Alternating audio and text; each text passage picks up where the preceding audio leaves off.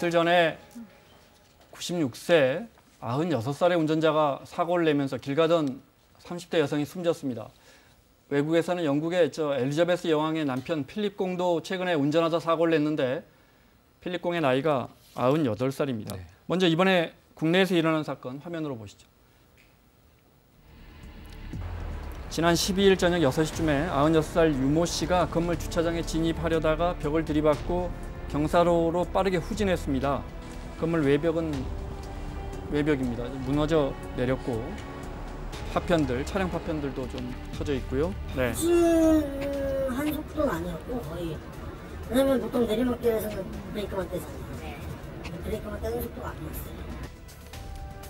아니었어요. 유 씨는 경찰에서 벽을 받은 뒤에 당황해서 후진 기어를 넣는 바람에 뒤에 있던 승용차와 행인을 쳤다 이렇게 진술했고요. 그 행인은 곧바로 병원으로 옮겼는데 목숨을 잃었습니다. 당일 소식 들어가지고 지금하고 느껴졌죠.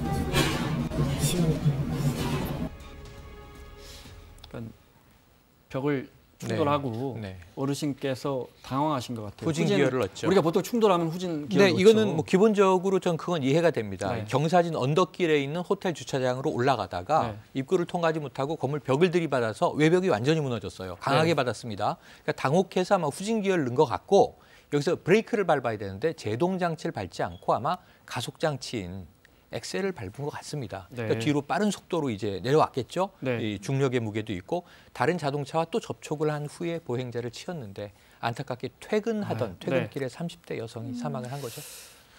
시청자분들은 90대 어르신이 왜 운전을 했을까 싶으실 텐데 이 96살의 운전자가 1년 전에 고령자 적성 검사를 다 통과하신 분이에요. 네, 통과했는데요. 네. 그 적성 검사가 정말 형식적입니다. 쉽게 통과합니다. 절차가 총 5분 정도밖에 어떻게 하죠? 소요가 되지 5분이면 않는다고 해요. 네. 우선 고령 운전자 검사 과정을 한번 볼까요? 네. 우선 기본 선별 검사라는 거를 하는데요. 네. 이게 굉장히 간단합니다. 여기서 통과하면 밑으로 쭉쭉쭉쭉 그렇죠. 그냥 가는 쭉쭉쭉쭉 거군요. 그냥 통과하고요. 네. 만약에 기본 선별 검사가 어떤 거냐면 뭐 숫자, 계절, 요의 순서에 따라서 선을 잇는 이런 굉장히 간단한 건데 네. 고령 운전자는 여기서도 또 상당수 탈락을 한다고 하긴 합니다. 그러면 기초인지 검사라든지 거기서도 탈락하면 치매 검사 이렇게 검사를 거치게 되는데 네. 여기서 탈락하는 분들은 거의 없다고 해요. 그래서 0.5%더군요. 네, 갱신에 실패하는 비율이 0.5%밖에 안 됩니다. 네. 이게 좀 충격적인 게 65세 이상 노인 가운데 치매를 앓는 비율이 10%가 넘거든요.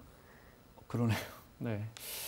자, 100명 어르신들이 이 고령자 적성 검사를 보면 근데 이게 75 이상일 때, 네. 75 이상일 때 운전면허 갖고 계신 분들. 근데 100명 중에 한 명도 탈락하지 않는다.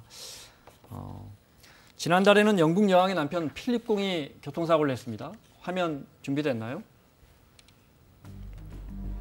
지난달 17일 사고가 일어난 곳이 필립 공과 여왕이 머물고 있는 영국 왕실 별장의 샌드링엄 하우스인데요. 네, 전복됐군요. 옆으로. 네.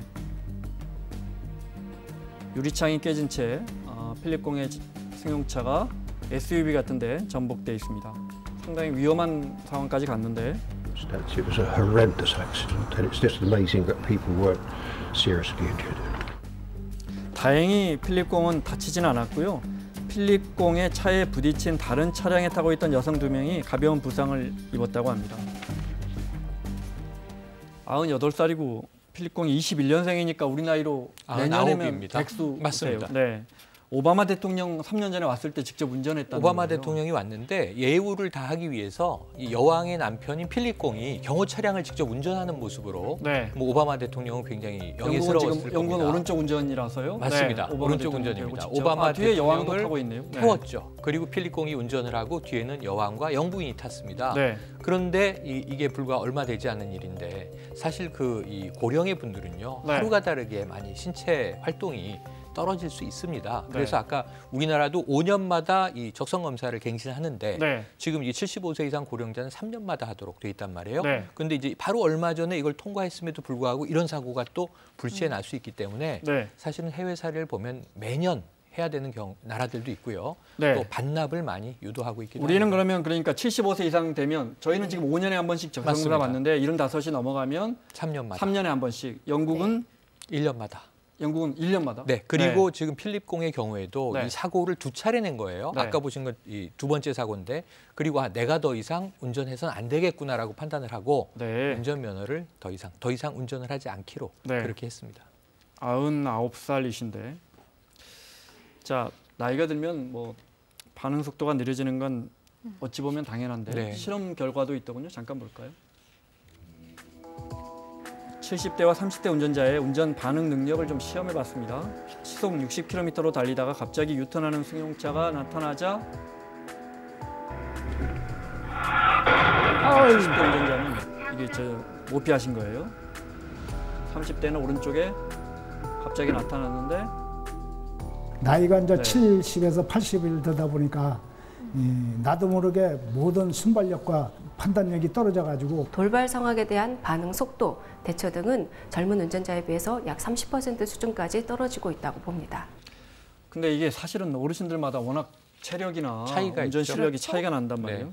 저 시간 때문에 통계를 좀 볼까요? 뭐 우리 사회에서 지금 65세 이상 운전자가 9%나 되는데, 그러니까 네. 지금 시내 달리는 차량 100대 중에 9대는 어르신들이 몰고 네. 있는 그렇죠. 노인이 몰고 있는 차량인데 어떻게 보면 노인 수는 계속 노인의 인구 비중은 계속 높아지고 앞으로 늘겠죠. 교통사고는 증가하고 늘어날 있죠. 수밖에 없지 않습니까? 네, 맞습니다. 그래서 이거를 어떻게 대처를 해야 되느냐라는 이야기들이 나오고 있고요. 네. 말씀하신 대로 적성 검사 주기를 줄이자라는 이야기도 있지만 그거보다는 네. 적성 검사를 정말 제대로 하는 그런 그 내용적인 면에서도 보강해야 될 필요가 있고요. 또 네. 많이 나오는 게 자진 반납입니다. 면허증 자진 네. 반납 문제.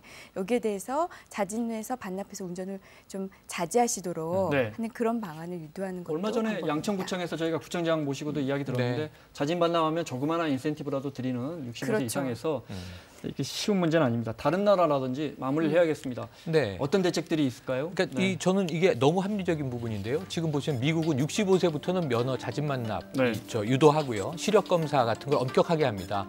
영국도 70세 이후가 되면 3년마다 면허증을 갱신해야 되는데 65세가 넘으면 면허증을 자진 반납시키는 경우가 있고요. 네. 강제는 아닙니다. 권고고. 또 이제 이 덴마크의 경우에는 적성 검사할 때 의사 진단서가 필수인데 네. 저는 고령자의 경우에는 건강검진 같은 거 자주 받으시잖아요. 네. 이럴 때 운전해도 되는지 안 되는지를 아, 네. 의사의 소견을 넣는 것이 아주 중요한 대목이라고 그것도 해서 괜찮을 것 같습니다. 건강한 분들은 네. 계속 하시면 되고 문제가 생기신 분들은 이제 면허 반납을 유도하는 방법이 꼭 필요해 네. 보입니다. 그렇게 말씀하신 것처럼 어떤 특정 나이로 규제할 수는 없는 문제고 본인을 네. 위해서기도 하고 타인을 위해서기도 합니다. 네, 알겠습니다. 자, 마무리할 시간입니다. 사진관 준비했습니다. 최근에 5.18 논란과 관련해서 조선일보 사진부가 공개한 당시 사진 중에 하나입니다. 광주 시민들이 현수막에 북계는 오판 말라, 그러니까 이런 혼란한 틈을 타서 혹시라도 오판하지 마라고 써놓은 사진을 조선일보가 공개했는데요. 저 85년 제 대학 당시가 생각납니다. 저 네. 봤거든요. 그때 북한 오판 말라 했고 이분들 태극기를 들었고 네. 애국가를 부르면서 시위를 했습니다. 네. 그러면서 미국 정부가 신군부의 이 부당한 쿠데타를 인정하지 말기를 염원하고 있었거든요. 역사는 거꾸로 돌아갔죠. 한동안은. 이제 바로잡히고 있는데 또 역사를 왜곡하는 일은 없었으면 합니다. 당시에도 이미 지금이 아니라요. 당시에도 이미 그런 오해에서 벗어나기 위해서 당시에 그 광주에 계신 분들이 저런 그 플랜카드를 네. 걸고서 거의 저 부분을 무슨 어떤 구호 외칠 때마다 뒤에 항상 저 말을 따라 붙이셨다고 해요. 네. 이제는 더 이상 오해는 정말 안 했으면 네. 더 이상의 그런 허위 사실은 유포되지 않았으면 좋겠습니다. 자, 마치겠습니다. 임방글 변호사, 최영일 평론가 수고하셨고요. 사사건건 내일 오후에 돌아오겠습니다. 고맙습니다.